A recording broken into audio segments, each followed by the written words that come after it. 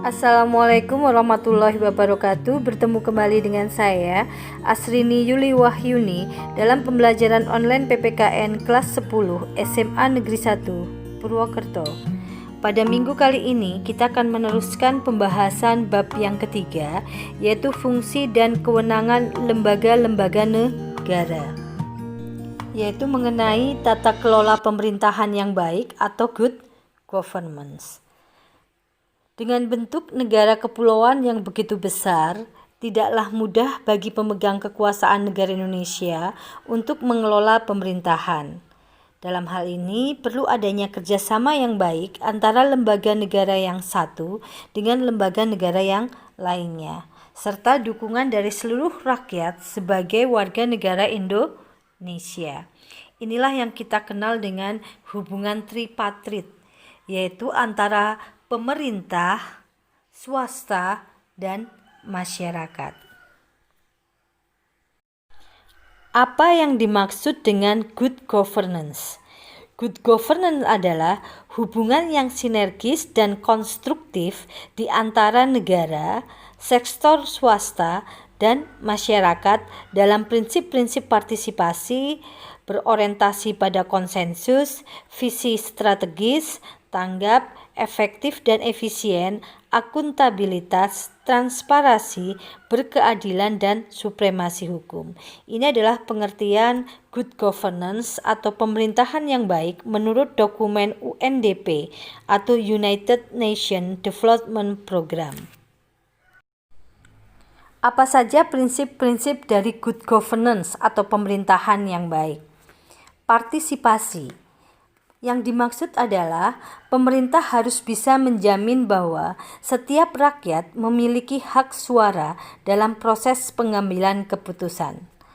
Dalam pemerintahan yang baik juga harus berorientasi pada konsensus, yaitu pemerintah menjadi pencegah bagi berbagai kepentingan yang berbeda untuk mencapai konsensus atas kepentingan terbaik bagi setiap pihak. Visi yang strategis. Pemimpin dan rakyat memiliki cara pandang yang luas dan visioner untuk penyelenggaraan pemerintahan dan pembangunan sumber daya manusia. Tanggap berarti setiap institusi pemerintah dalam setiap kegiatannya harus menjangkau semua pihak yang berkepentingan. Efektif dan efisien. Hasil dari kegiatan setiap institusi sesuai dengan kebutuhan melalui pemanfaatan sumber daya alam dengan sebaik-baiknya.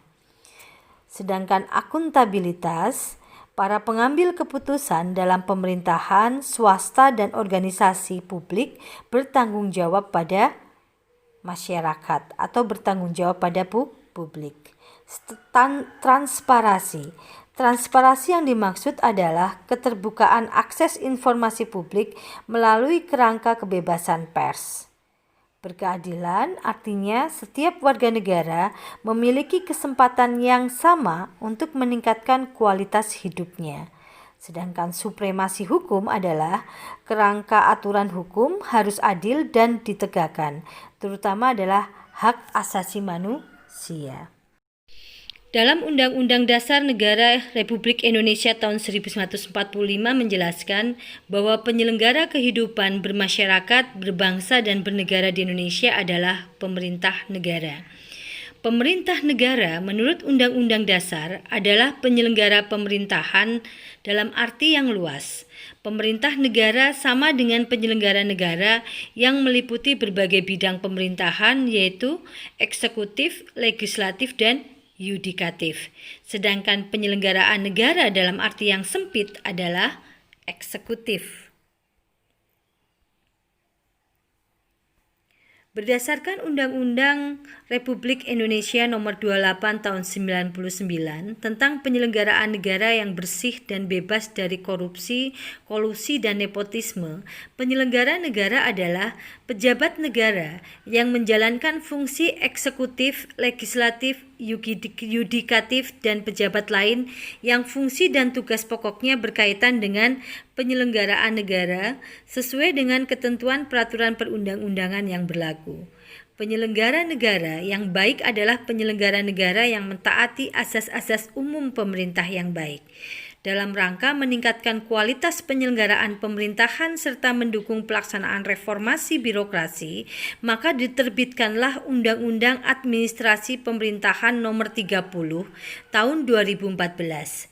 Kehadiran undang-undang yang terdiri dari 89 pasal ini dimaksudkan untuk menciptakan hukum, mencegah terjadinya penyalahgunaan kewenangan, menjamin akuntabilitas badan dan atau pejabat pemerintah, memberikan perlindungan hukum kepada masyarakat dan aparatur pemerintah, serta menerapkan asas-asas umum pemerintahan yang baik.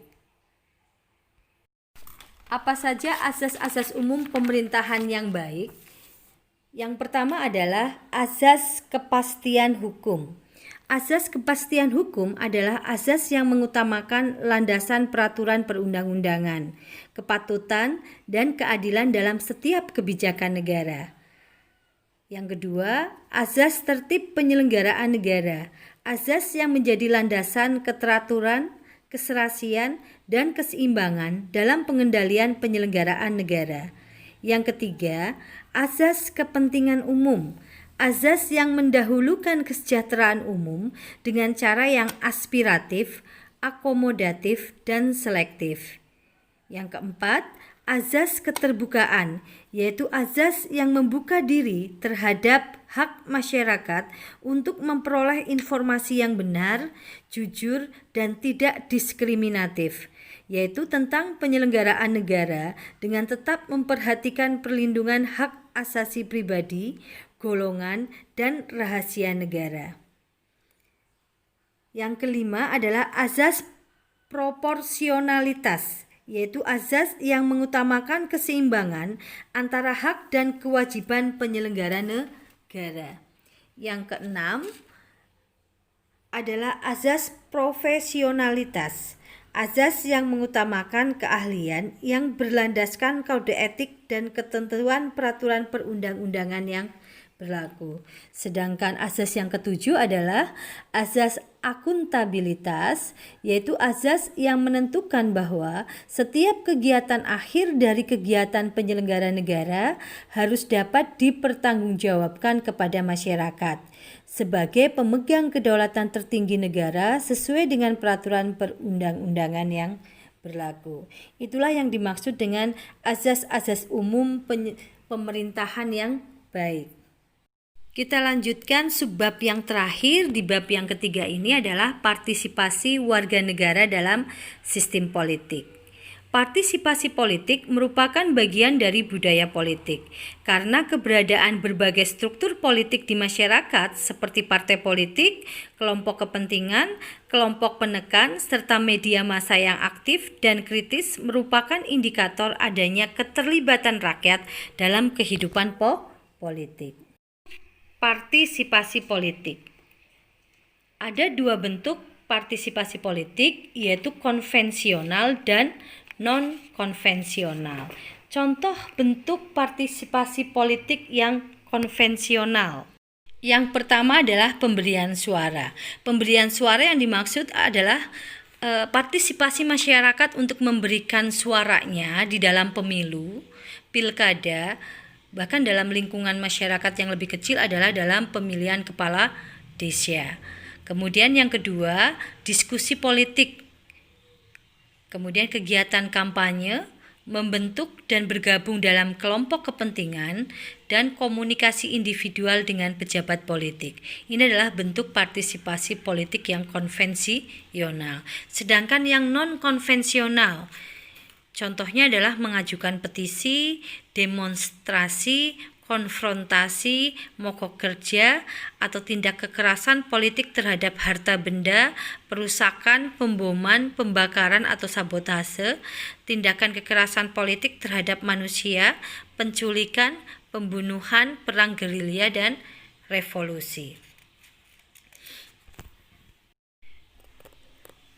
Tujuan partisipasi politik adalah untuk memberikan rakyat atau warga negara kesempatan untuk mempengaruhi proses pembuatan kebijakan.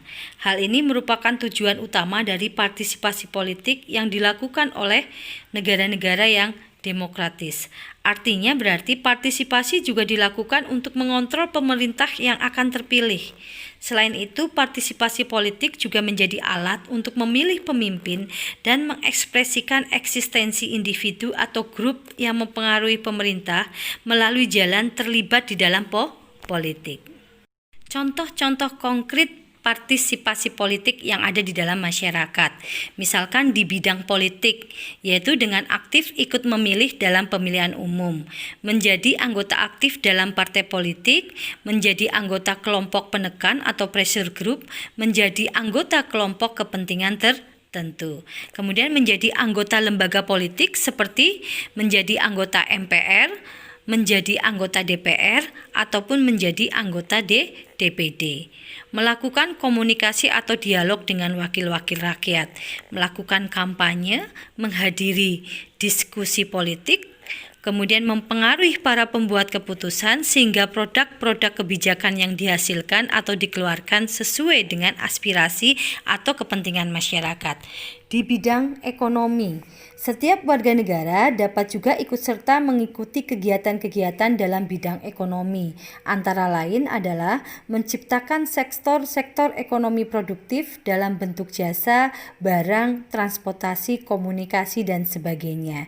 Menciptakan produk-produk unggulan yang inovatif, kreatif, dan kompetitif melalui keahlian mereka masing-masing. Kemudian yang tidak kalah pentingnya adalah kesadaran untuk membayar pajak secara teratur demi kesejahteraan dan kemajuan bersama. Di bidang sosial budaya, sebagai seorang pelajar atau mahasiswa, kalian juga bisa menunjukkan prestasi belajar yang tinggi. Ini juga termasuk partisipasi politik di bidang sosial dan budaya. Menjauhkan diri dari berbagai perbuatan yang melanggar hukum, seperti tawuran, memakai narkoba, merampok, ataupun berjudi. Di bidang sosial dan budaya yang lain adalah profesional dalam bidang pekerjaannya, disiplin dan berproduktivitas tinggi untuk menunjang keberhasilan pembangunan nasional. Yang terakhir adalah partisipasi politik di bidang pertahanan dan keamanan, yaitu dengan melakukan bela negara dalam arti yang luas sesuai dengan kemampuan dan profesi kita masing-masing. Senantiasa memelihara ketertiban dan keamanan wilayah atau lingkungan tempat tinggal kita. Kemudian memelihara persatuan dan kesatuan bangsa demi tegaknya negara kesatuan Republik Indonesia. Yang terakhir adalah menjaga stabilitas dan keamanan nasional agar pelaksanaan pembangunan dapat berjalan dengan baik sesuai dengan rencana. Oke, kita sampai di penghujung pertemuan kita di bab yang ketiga ini. Semoga apa yang kita diskusikan tadi bermanfaat untuk kita semua. Terima kasih, dan Ibu ingatkan untuk senantiasa melakukan 3M, yaitu memakai masker, mencuci tangan, dan menjaga jarak. Tetap semangat dan jadi lebih baik. Wassalamualaikum warahmatullahi wabarakatuh.